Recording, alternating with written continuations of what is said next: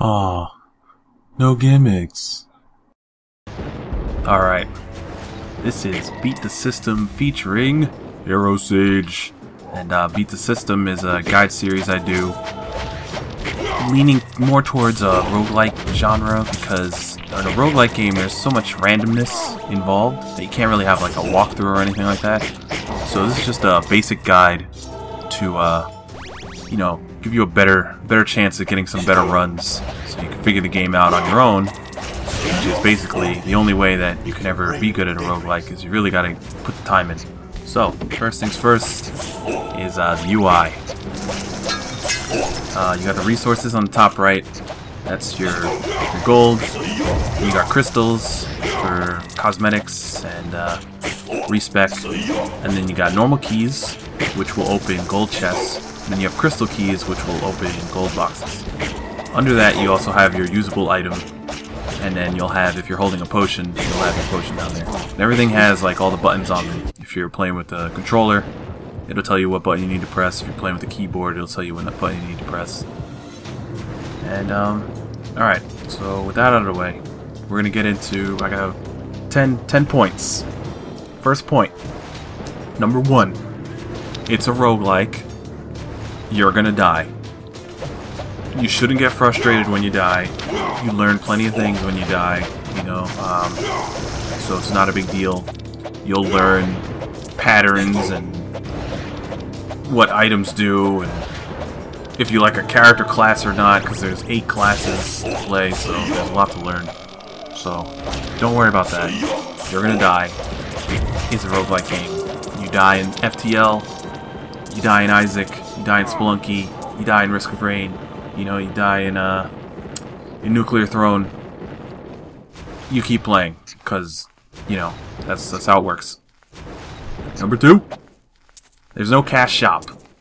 Alright, because you turn the game on and there's like a shop thing with the crystals. It's not a cash shop, it's a crystal shop. You get crystals from completing achievements, and you get plenty of them, so you can customize your people, and you can also use crystals to respec. You get that, all the achievements you get just by playing. It's like kill a certain amount of enemies, get to a certain area with a certain class, all that stuff. So you'll be good. Number 3. If it's your first time playing this game, I suggest starting with ranged. But if you hate playing ranged, or you hate ranged classes in general, or whatever, you know, pick whatever class you want. But you start with ranged, you can. It's way easier to avoid. Enemies have these traps that go off after you kill them. Some enemies will do like a laser or an explosion or something after you kill them, or they'll shoot lightning bolts everywhere, little lightning balls, and that stuff could really ruin your day if you didn't know about it. Once you learn it, that's fine, but if you're ranged, you'll have a much easier chance of getting the hell out of the way, and well, everything in the beginning of the game kind of just runs straight at your face, so it's a little easier if you're ranged to, you know, get your bearings. So there's always that. But I mean, it doesn't really matter. If you hate ranged, whatever. You only want to use the samurai, whatever. You want to be the redneck, that's fine. Number 4, explore the map. It kinda, you know, like every map kinda, you feel like, oh, I know this place looks the same. Every map is random, and every act and area, they have different layouts and different like obstacles that'll be in the map. So you want to run around and explore the map because, well, it's full of fucking treasure, and it's full of money, and it's full of items and potions which will upgrade your stats. So you want to bust all the pots, you want to chop down all the hedges, you know, and you want to do all that. Open all the boxes, get all the stuff, win all the games. Alright. Number 5, though, right? Potions are like pills in The Binding of Isaac, and if you've never played The Binding of Isaac, the way that works is a potion will be unidentified until you drink it, right? Once you drink it, all future potions that you pick up of those on your current run will be identified. After you die, though, all the potions become unidentified again. even if you pick up a red potion and you think like, oh, I know what this potion does. On my last run, it was health. If you drink it, it might, I don't know, hit you with toxicity or something. So you don't want to think like, oh yeah, I know what these potions do. They're going to be random, even if it's the same style or color or whatever, after you die. So you got to wait till you ID those. Number 6, when you play on the world map, there will be random dungeons and things that'll spawn. And you see me go into one in this video. You want to be extra careful in there because they have specific layouts, so some of them can be ridiculously hard for the first time you go in. And they're also full of traps and stuff, but I mean, the traps aren't too bad unless you're fighting mobs. When you're fighting mobs and you have all this random, like, you got stuff trying to crush you, you got arrows and spikes, it could be a bad time. Also, there are mini bosses in most of them that you have to fight before you get the item, so you want to keep that in mind.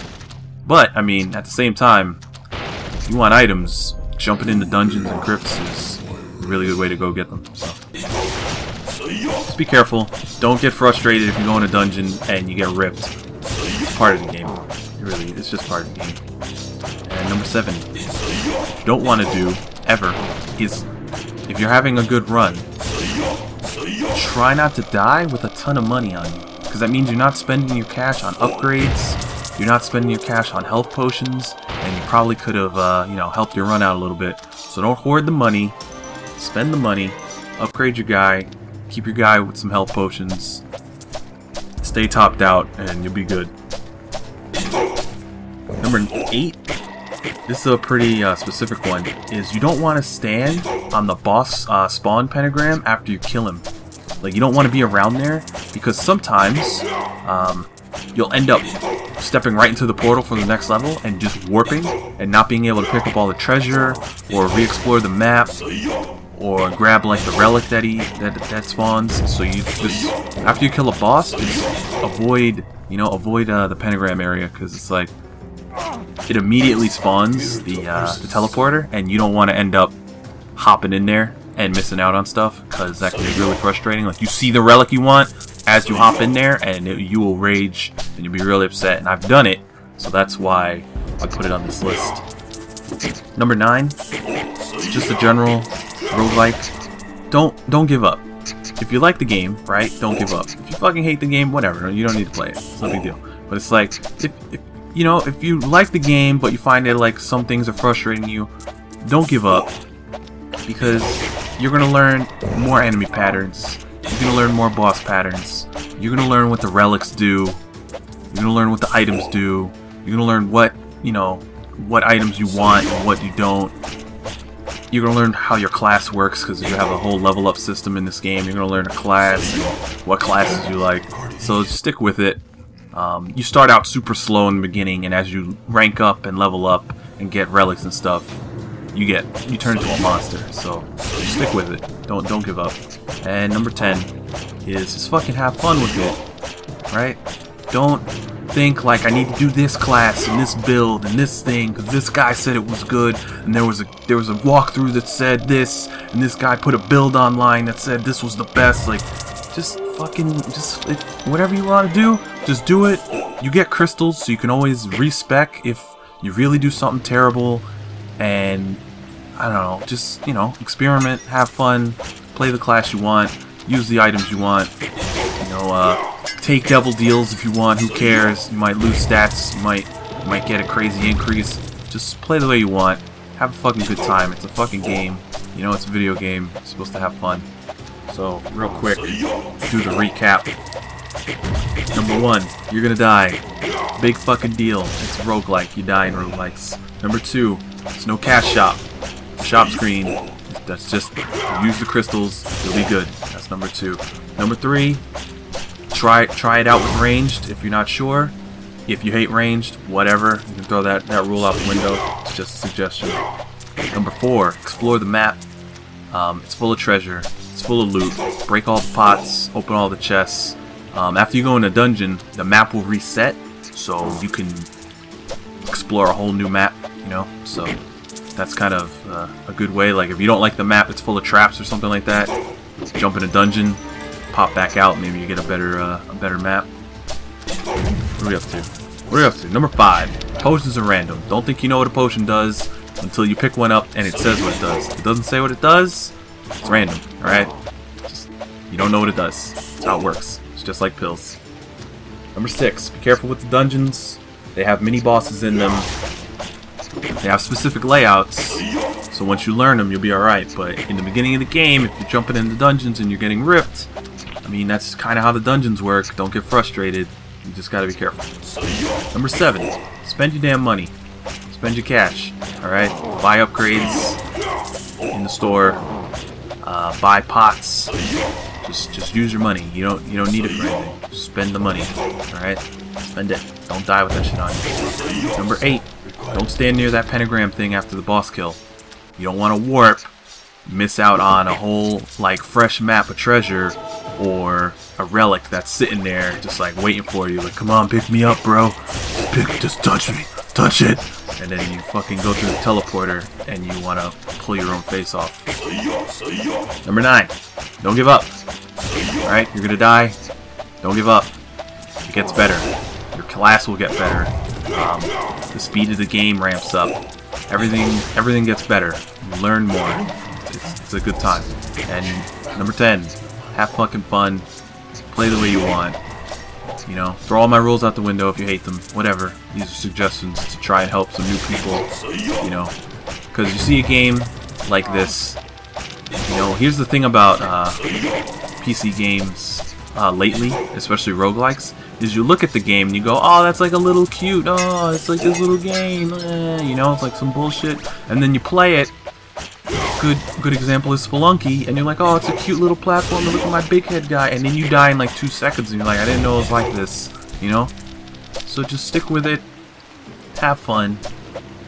The games are designed this way, and you know, you'll learn stuff, you get better the more you play, so you're always improving. That's the best part about this stuff.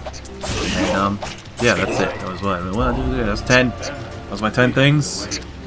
This is Beat the System featuring Hero Siege. I hope you guys have a good time in the game. Hope this helps. And I'm gonna be doing a whole week of the Samurai. You know, if you want to check that out, and you can pick this game up on Steam. I'll have the link in the description, so just help you guys out. I'm Jeff. This is No Gimmick Gaming. This Beat the System. Peace out.